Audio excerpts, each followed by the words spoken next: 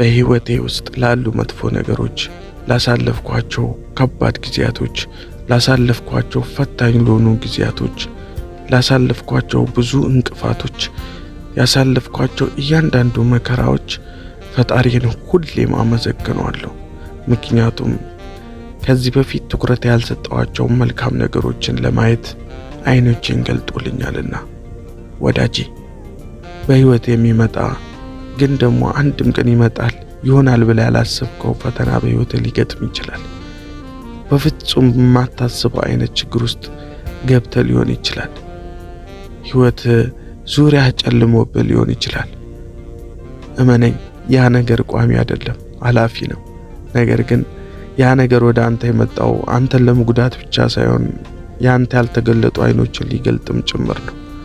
ታውቃለህ፣ በመከራ ውስጥ ብዙ አስመሳይ የሆኑ ህይወት ውስጥ የገቡ የኔ የምትላቸውና ከራስ በላይ የምትተማመንባቸው አስመሳይ የሆኑ ሰዎችን ትለይበታለህ። ታውቃለህ፣ በህይወት ውስጥ በዛ መከራ ውስጥ ሆነ አንድም ቀን ይህን ነገር ያደርግልኛል ብለህ ያላሰብከው ሰው፣ መልካም ሰው ወደ አንተ ይመጣል።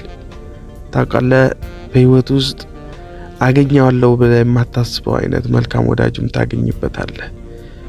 በመከራ ውስጥ በስቃይና በፈተና ውስጥ ልክ እንደዛው ብዙ መልካም ነገሮች ወደ አንተ ይመጣሉ።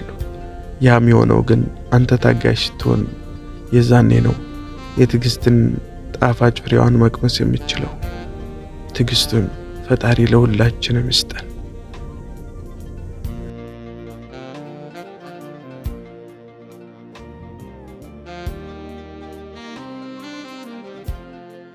ቅን ሰው ቲዩብ አስተማሪ ቪዲዮዎችን የምታገኙበት ቻናል